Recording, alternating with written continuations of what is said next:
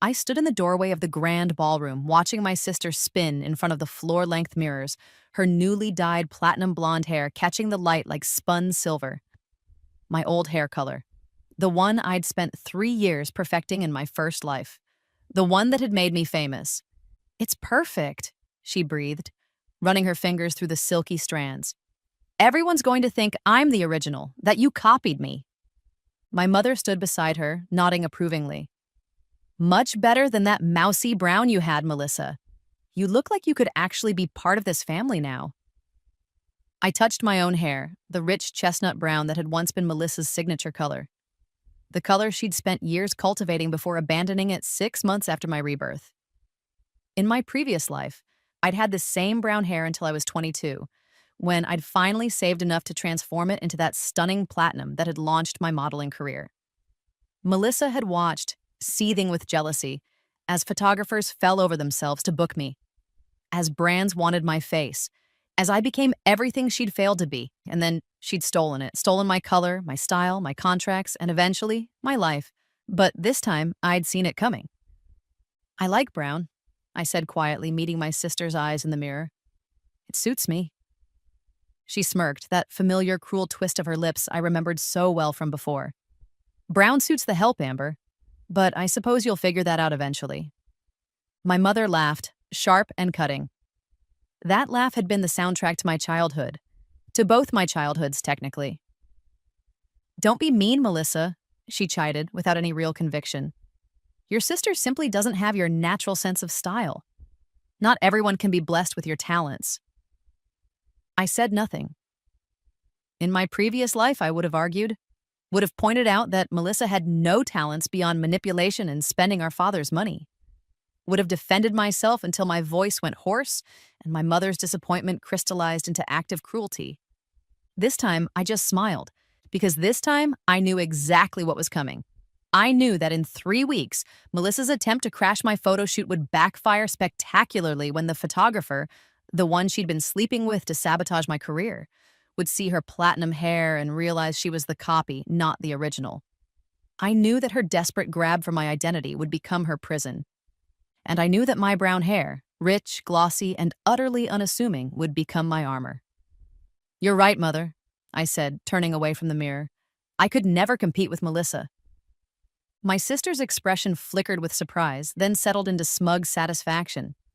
She had no idea that she'd already lost, that she'd been losing from the moment I opened my eyes in this second life, 3 days after my 18th birthday, with memories of the next 7 years burning in my mind. The memories of how she'd stolen everything from me, how she'd poisoned me, slowly and methodically, until my kidneys failed and I died alone in a hospital bed at 29, with no one believing that my own sister had murdered me. This time would be different. This time, I was the one with all the advantages. The memories hit me like a tidal wave on the morning of my 18th birthday, in this life and the last. I woke up gasping, drenched in sweat, my heart hammering against my ribs as 7 years of future memories slammed into my consciousness. I remembered dying. I remembered the slow deterioration of my body, the mysterious illness that doctors couldn't quite diagnose, the way my skin had turned sallow, my hair had fallen out in clumps, my organs had systematically shut down. I remembered Melissa visiting me in the hospital, her face arranged in perfect concern while she handed me smoothies she'd made specially for me. The smoothies that were killing me. I remembered figuring it out too late in the last weeks of my life, when I'd accidentally seen her researching slow-acting poisons on her laptop. When I'd put together the timeline and realized that my illness had started shortly after my modeling career had taken off, after I'd finally achieved something she couldn't steal or buy. I remembered confronting her, my voice weak and raspy, and the way she'd laughed. Actually laughed. "You're dying, Amber," she'd said, perched on the edge of my hospital bed like a beautiful vulture. "No one's going to believe you. And even if they did, you'll be dead before any investigation goes anywhere. Mother and father already think you're delusional from the medications. This is just sad." She'd been right. I'd died 3 weeks later, alone. Unmourned, except for performative grief from my family. But somehow, impossibly, I'd woken up here. 7 years in the past. in my childhood bedroom with its faded wallpaper and secondhand furniture. Such a stark contrast to Melissa's suite down the hall with its designer everything. I'd sat up slowly, checking my arms for the IV marks that had been there when I died. Smooth, unblemished skin. I'd run to the mirror, expecting to see the skeletal wraith I'd become, but instead found my 18-year-old face staring back. Round cheeks, bright eyes, my natural brown hair falling in healthy waves around my shoulders. I'd wept. Not from joy, not yet, but from the sheer, overwhelming reality of it. I had another chance. The question was, what would I do with it? Those first few days, I'd moved through the house like a ghost haunting my own life. Everything was exactly as I remembered it, but now I saw it all through different eyes. I saw the casual cruelty in how my mother assigned me the smallest bedroom, the one with the broken radiator that left me shivering through winter nights. I saw the calculated way Melissa borrowed my things and returned them broken, her apologies as hollow as her eyes. I saw my father's disinterest, the way he looked through me as if I were a stranger rather than his daughter. It had always been this way. I just hadn't let myself see it so clearly before. In my first life, I'd been born Amber Matthews, second daughter to Richard and Catherine Matthews. But I'd never really been their daughter. I'd been an accident, an inconvenience, a girl who'd had the misfortune of being born 2 years after their perfect Melissa. Melissa, who'd had my mother's green eyes and my father's sharp cheekbones. Melissa, who'd been doted on and praised and given every opportunity. Melissa, who'd grown up believing the world owed her everything. And me? I'd been the plain one, the forgettable one, the one they kept around out of obligation and occasional guilt. I remembered family dinners where they'd discussed Melissa's future, while I sat silently at the end of the table. I remembered birthdays where my gifts were practical, socks, school supplies, while Melissa received designer handbags and jewelry. I remembered my mother casually mentioning to friends that she really only had one daughter, while I stood right there. It had hurt in my first life. I'd spent years trying to win their love, trying to be good enough, trying to matter. But I'd learned eventually that I couldn't earn something they'd never intended to give, and so I'd left. I'd moved out the day after my high school graduation, working 3 jobs to pay for a tiny studio apartment and putting myself through community college.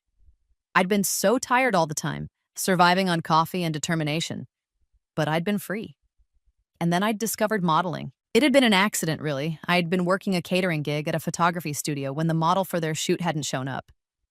The photographer had been desperate, and I'd been there. And something about the way the light hit my face had made him ask if I'd fill in. I'd said yes because I needed the money. But standing in front of that camera, I'd felt something shift inside me. For the first time in my life, someone was looking at me. Really looking at me. Seeing me. The photos had been beautiful, raw, and haunting, in a way the photographer said he hadn't captured in years. He'd asked me to come back. Other photographers had called. Slowly, incrementally, I'd built something that was entirely mine. That's when I dyed my hair platinum. It had been a statement, a transformation, a way of saying I was no longer that invisible girl from my parents' house. The color had been striking against my pale skin and dark eyes. Editorial, they'd called it. Memorable. It had worked. My career had exploded. By 22, I was booking major campaigns. By 24, I was on magazine covers. By 25, I had enough money saved to never worry about rent again. And that's when Melissa had noticed me. I'd been doing a shoot for a luxury watch brand when she'd shown up at the studio. Uninvited, unexpected, perfect as always in her designer outfit and her own brown hair styled in effortless waves. "Amber!" she'd called out as if we were close, as if she hadn't ignored my existence for the 7 years since I'd left home. "Mother told me you were doing some modeling. I had to come see." She'd watched me work with an expression I couldn't quite read. At the time, I'd thought maybe she was proud of me. Maybe she was finally seeing me as something other than the disappointing sister. I'd been so stupid. Within 2 months, she'd dyed her hair platinum. I was inspired by Amber, she'd told our mother, who'd immediately proclaimed it gorgeous and sophisticated and so much better than my attempt at glamour. Within 4 months, she'd started booking modeling jobs. Not through talent or hard work, she'd been sleeping with Marcus Chen, one of the biggest photographers in the industry. A married man, 20 years her senior, who'd been willing to sabotage my career to keep her happy. Within 6 months, she'd been getting the jobs that should have been mine.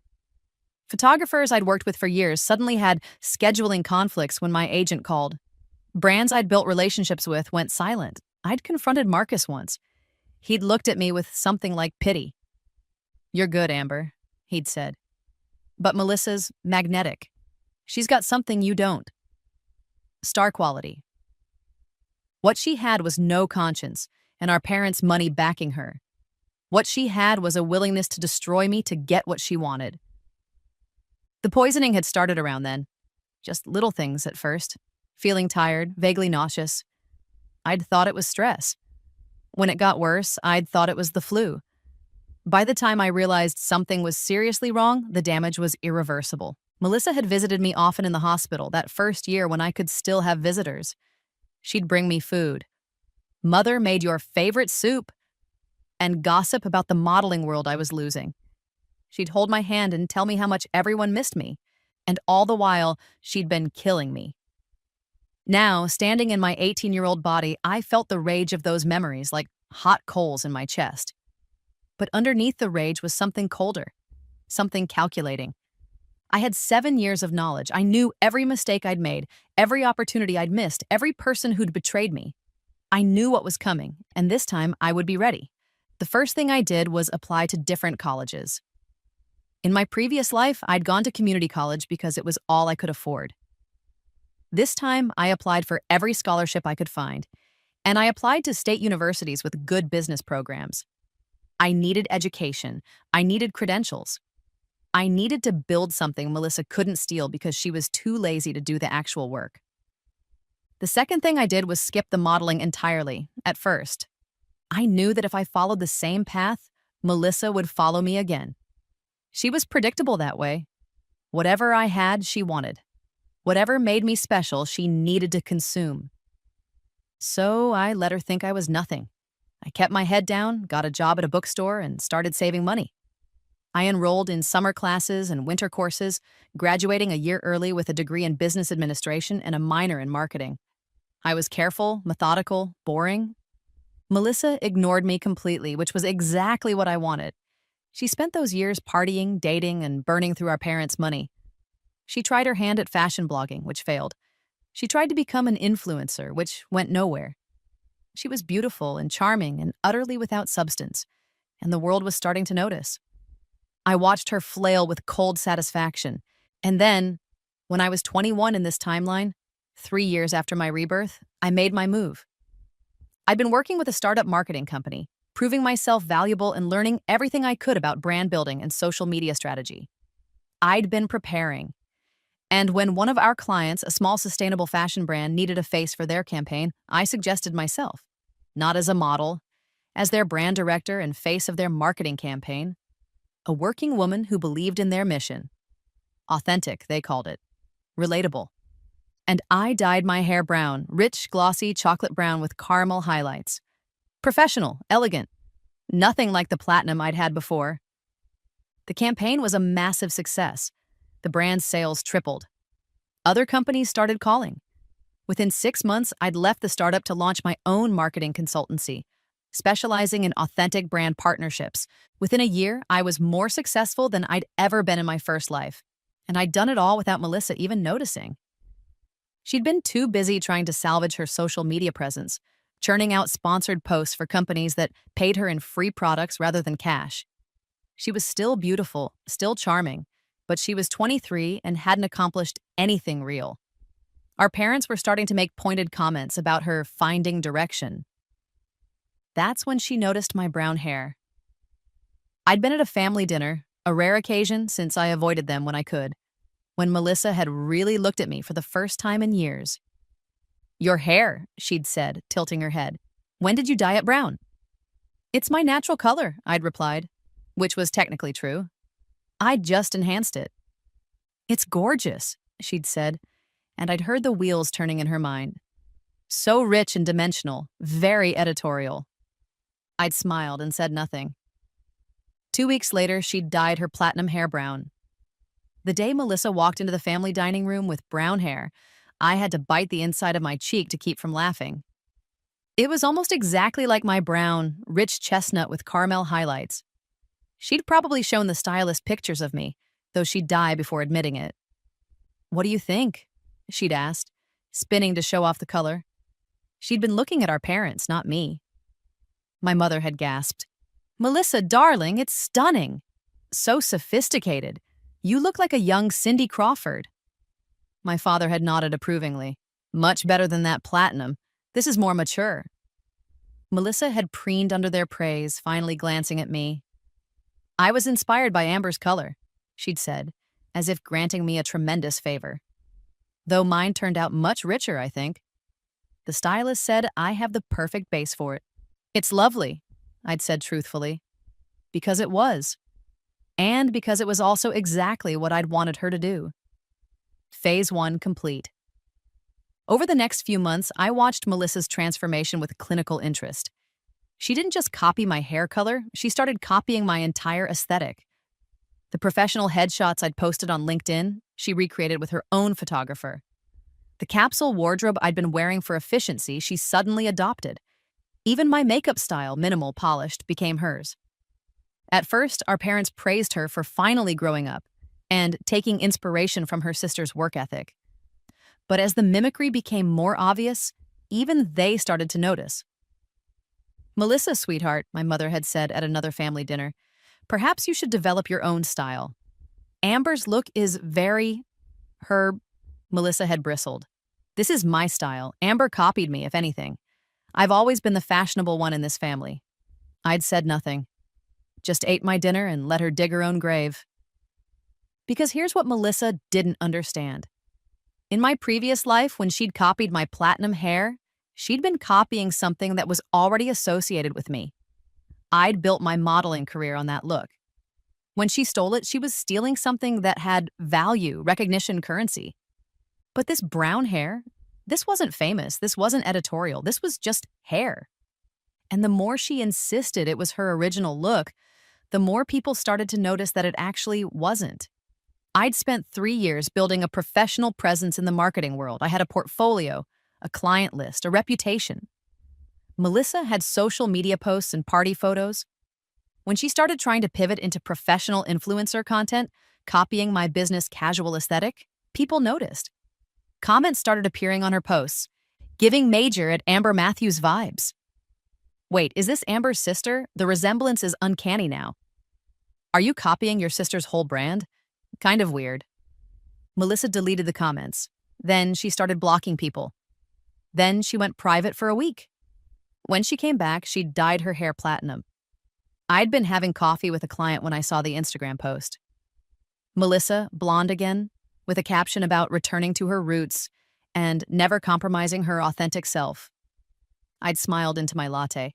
Phase 2 complete, because now everyone who followed both of us, and there was considerable overlap, could see the timeline.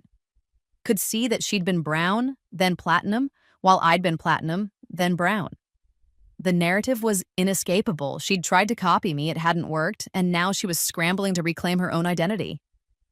The comments on that post were brutal. "So you're going back to copying your sister's old look? Make it make sense. This is giving identity crisis. Your sister's brown hair was way better, TBH." Melissa had turned off comments after that, and at our next family dinner, she'd looked at me with undisguised hatred. "Happy now?" she'd hissed when we were alone in the kitchen. "You've made me look like a fool." "I haven't done anything," I'd replied truthfully. "I just lived my life.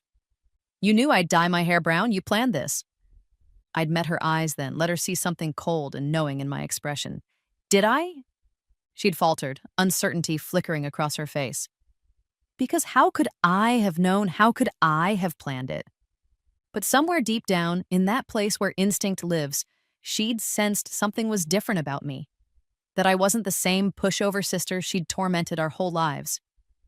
"Stay away from me," she'd said finally, "and stay away from mother and father. They're my family, not yours."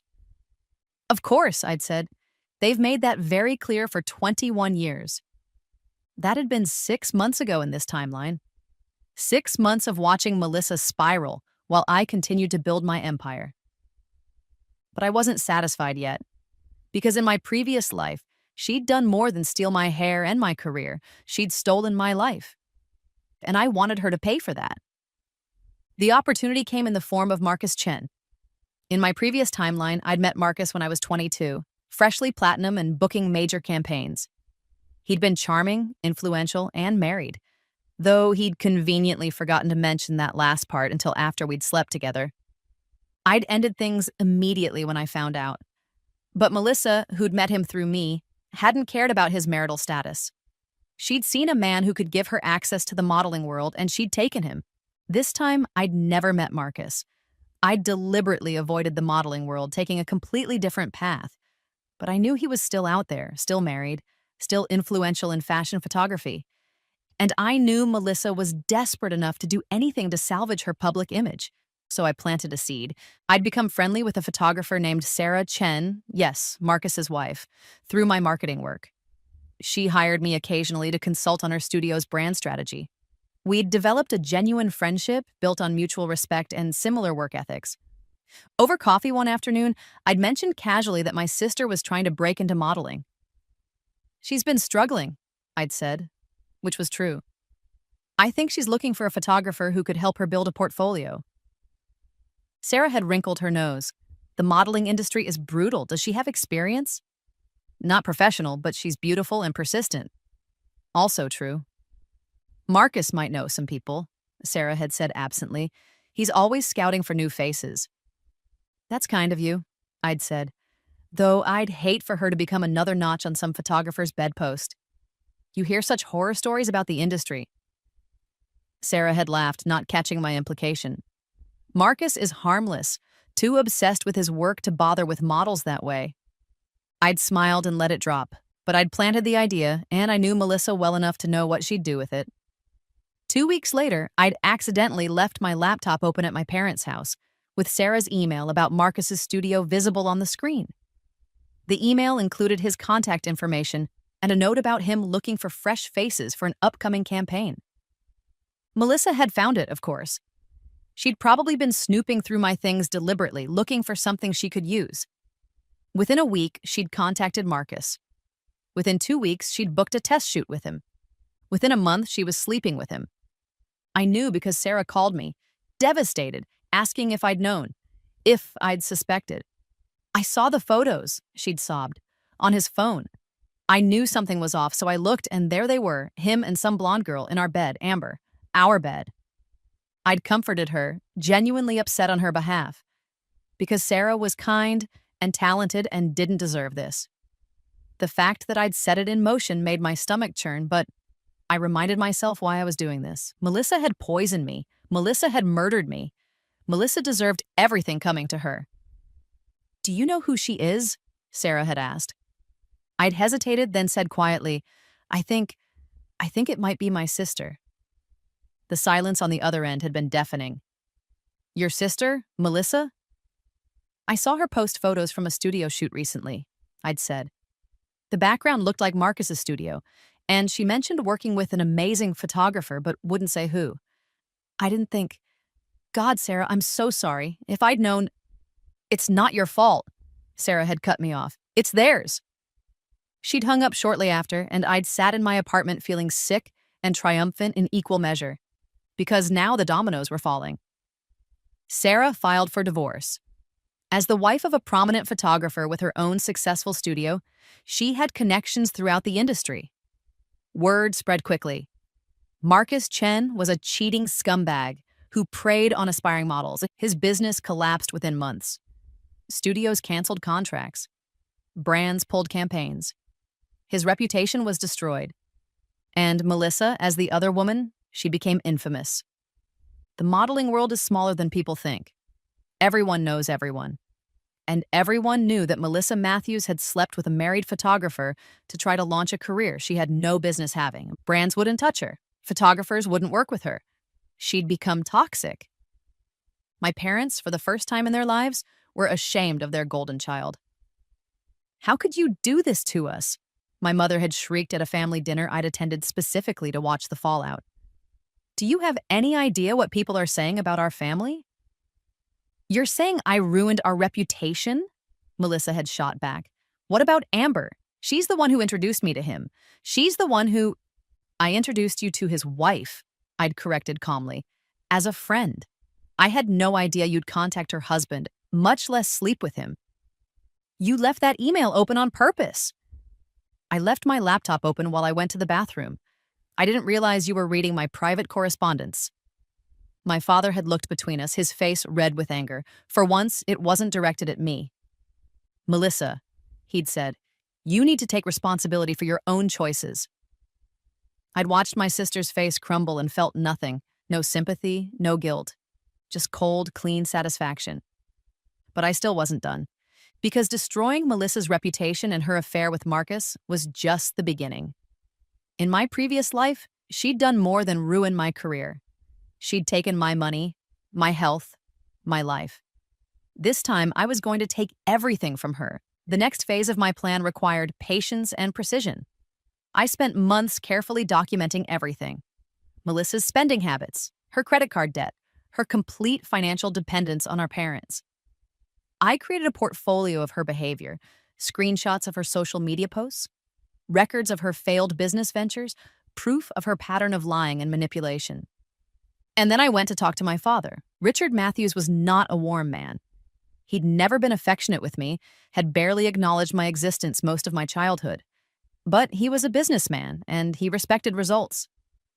I'd scheduled a meeting at his office, dressed in my most professional outfit, carrying a leather portfolio that contained 3 years of my business accomplishments. Amber, he'd said when I entered, surprise evident in his voice. This is unexpected. I know we're not close, I'd said, taking the seat across from his desk. But I wanted to show you something. I'd laid out my portfolio, client testimonials, revenue reports, growth projections. My consultancy was thriving. I'd built something real, something sustainable, something that would last. My father had examined the documents silently, his expression unreadable. This is impressive, he'd said finally. I had no idea you were doing so well. You never asked. He'd winced slightly at that. No, I suppose I didn't. I'm not here for an apology, I'd continued. I'm here to make you a business proposition. I'd laid out my plan then. I wanted to expand my consultancy into a full-service agency. I had the clients, the reputation, the expertise. What I needed was capital for office space, employee salaries, and infrastructure. I'm asking for a business loan, I'd said. Market rate interest, standard terms, complete transparency. I'll pay back every penny. I'm not asking for a handout. I'm asking for an investment in a proven business model. My father had studied me for a long moment. Why come to me? You could go to a bank. Because you're my father, I'd said simply, and because I wanted to give you the chance to invest in something that will actually succeed. The implication was clear. Unlike Melissa's endless failures, he'd agreed to review my proposal. 2 weeks later, he'd transferred the money to my business account with a formal contract and repayment schedule. I'd paid him back in 18 months, ahead of schedule with interest. And in those 18 months, something had shifted. My father started inviting me to business functions. He introduced me to his colleagues. He asked my opinion on marketing strategies for his own company. For the first time in my life, Richard Matthews saw me as a person, as someone valuable. My mother was harder. Catherine Matthews had built her identity around Melissa, her beautiful, perfect daughter who reflected well on her. Having that daughter exposed as a homewrecker and social pariah had shaken her to her core. But I didn't need my mother's approval.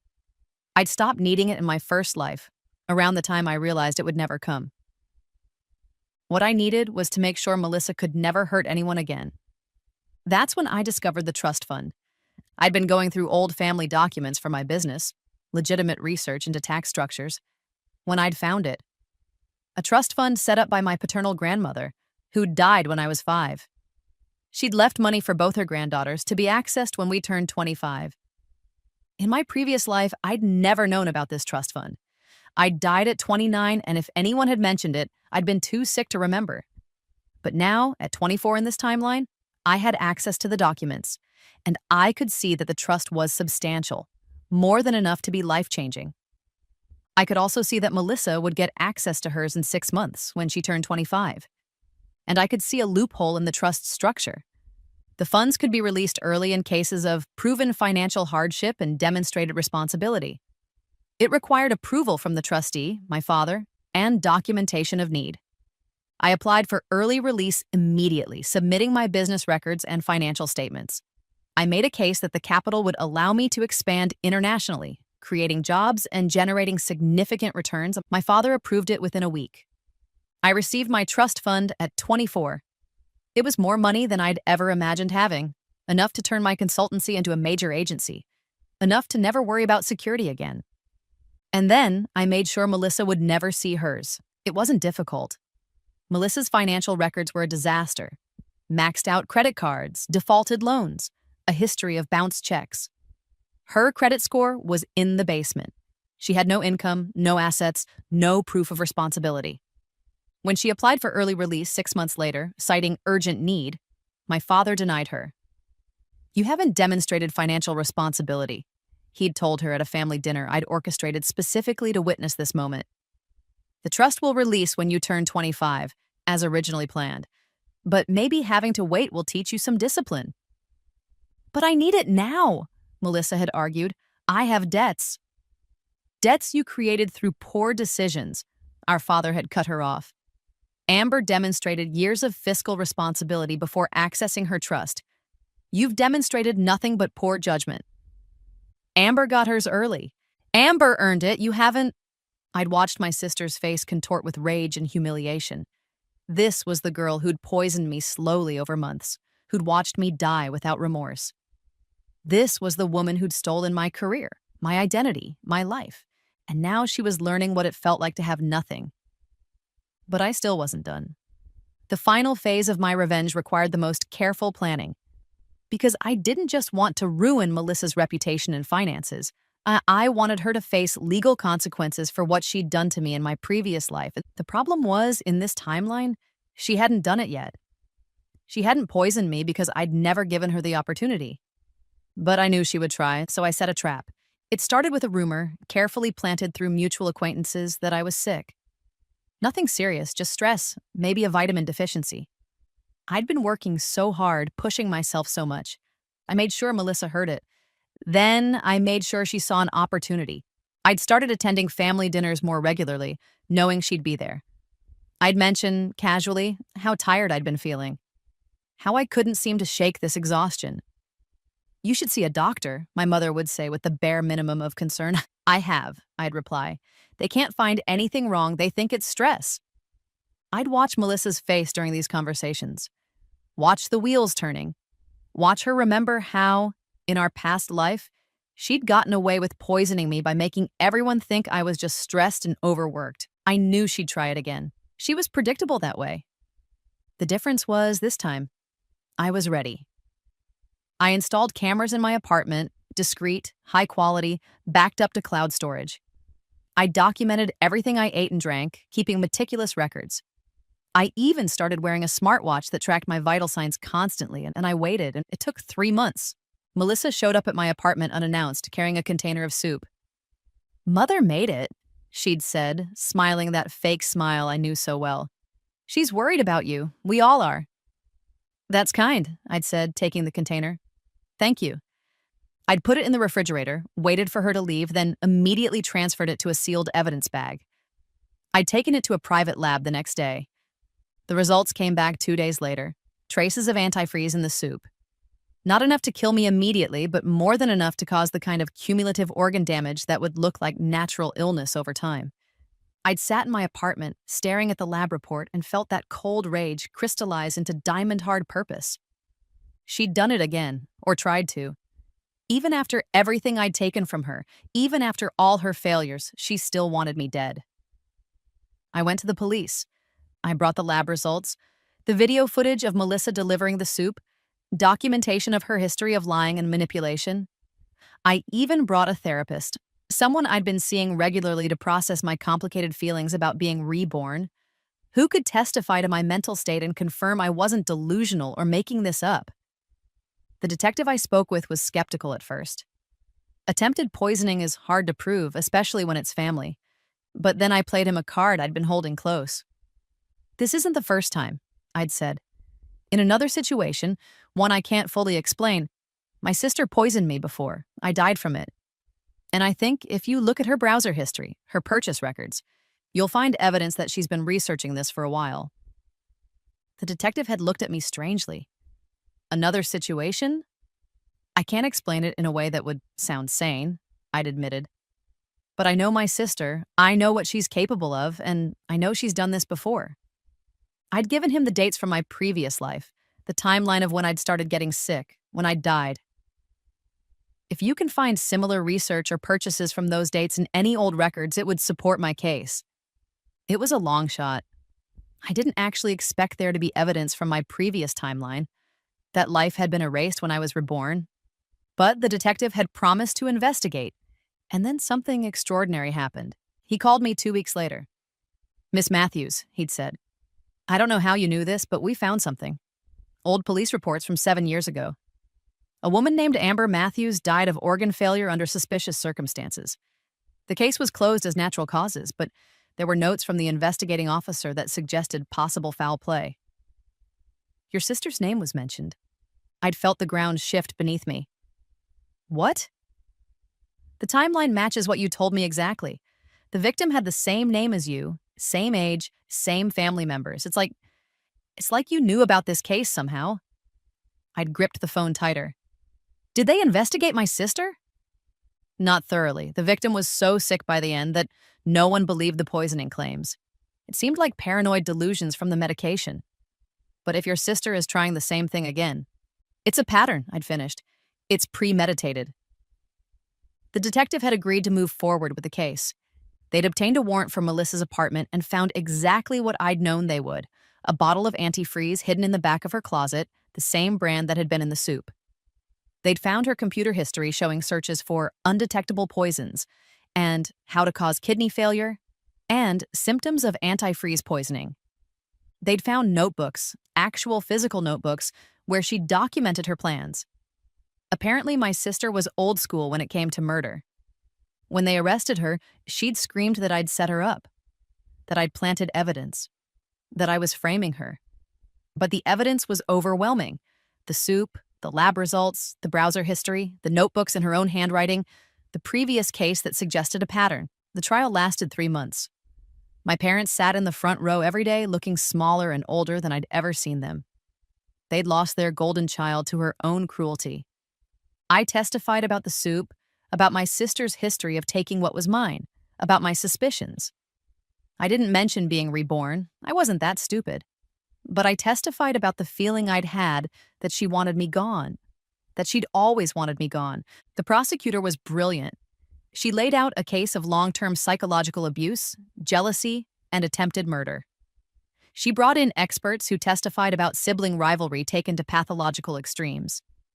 She made the jury see Melissa for what she really was, a narcissist who would rather kill than let someone else succeed. The jury deliberated for 2 days. They found her guilty on all counts: attempted murder, assault with a deadly weapon, conspiracy to commit murder. The judge, when sentencing her, cited the previous case, my death in the other timeline, as evidence of premeditation and pattern. Melissa was sentenced to 20 years in prison. I watched her being led away in handcuffs, and I felt nothing. No triumph, no satisfaction. Just a deep, quiet sense of justice. She'd killed me once. She'd tried to kill me again, and now she'd pay for both. The epilogue to my revenge came slowly, unfolding over the following years with a grace I'd never experienced in my first life. My agency flourished. Within 2 years of Melissa's conviction, I'd expanded internationally with offices in New York, London, and Tokyo. We specialized in authentic brand storytelling, and our client list read like a who's who of ethical, innovative companies. I'd built something real, something that helped people, something that couldn't be taken or copied or destroyed. My relationship with my parents transformed, though not in the way childhood me might have hoped. They never apologized for the years of neglect, never acknowledged the casual cruelty they'd shown me. But they changed how they treated me. My father started calling me for business advice. My mother invited me to charity events and introduced me to her friends as my daughter, the entrepreneur. It wasn't love, it would never be love. But it was recognition, and that was something. I also learned what had happened in my previous timeline, why there were police reports about my death, why that detective had found evidence of Melissa's crime. Apparently, I had tried to report her before I died. In those final weeks, delirious and desperate, I'd gone to the police with my suspicions. They'd taken a report, but I'd been so sick and incoherent that they'd assumed I was paranoid from medication. The case had been filed away as the ramblings of a dying woman. But the report had existed. The investigation had been logged. And when that detective went looking, 7 years later, he'd found it. My previous self had tried to get justice and failed. But somehow, impossibly, she'd left me the tools to succeed this time. I like to think of it as my past self, helping my present self. The woman I'd been, helping the woman I'd become. I never married, never had children. I'd seen too much of family dysfunction to want to create my own. Instead, I poured my energy into my business and into mentoring young women who reminded me of myself. Smart, capable, overlooked. I created a scholarship fund in my grandmother's name, the one who'd left me the trust fund. It paid for college educations for girls from difficult family situations, girls who needed a chance to escape and build something better. I funded it generously. Hundreds of young women received opportunities they'd never have had otherwise. It felt like the best use of my second chance. Sarah Chen and I remained friends. She'd rebuilt her life after divorcing Marcus, and her photography studio became one of the most successful in the industry. We'd have lunch sometimes, and she'd thank me for being there during that difficult time. I never told her I'd orchestrated it. Some secrets were better kept. Marcus himself had disappeared from the industry entirely. Last I heard, he was teaching photography at a community college in the Midwest, divorced and obscure. His legacy was ruined, his name a cautionary tale. Good. As for Melissa, I never visited her in prison, never wrote to her, never acknowledged her existence except when legally required to do so. My mother visited her once a month, coming back each time more defeated and confused. "She keeps saying you did this to her," she'd tell me, "that you orchestrated everything. It doesn't make any sense." "She's had 7 years to craft a narrative where she's the victim," I'd reply calmly. "Don't let her manipulate you. She tried to kill me. The evidence was overwhelming." It was true, all of it. I'd simply given Melissa enough rope to hang herself with, then documented every moment as she did it. 10 years after my rebirth, I was 35 years old, 6 years older than I'd been when I died in my first life. I'd surpassed my previous lifespan and built a life beyond anything I could have imagined. My hair was still brown, rich, glossy, expertly maintained. My natural color, enhanced and perfected. It had become my signature, more recognizable than platinum ever was. Sometimes, late at night, I'd think about that first life. About the girl I'd been, desperate for her family's love, willing to work herself to death for scraps of recognition. About the woman I'd become, slowly poisoned by the sister she'd tried so hard to surpass. I'd think about dying alone in that hospital bed, knowing the truth, but unable to make anyone believe me.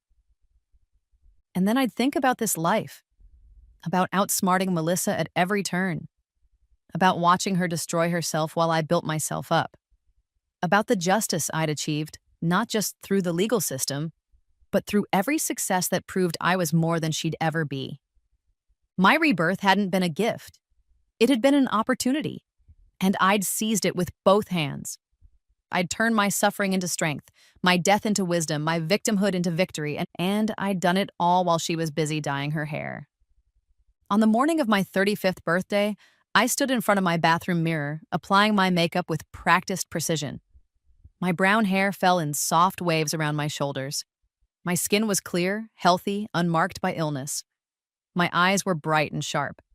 I looked nothing like the woman who'd died at 29. I looked nothing like the girl who'd been invisible in her own family. I looked like someone who'd won. And in the reflection behind me, I could swear I saw her. My previous self, the woman who died and somehow given me this chance. She was smiling. "Thank you," I whispered to her. To me. To whoever had made this second chance possible. And then I turned away from the mirror, left my apartment, and went to live the life I'd earned.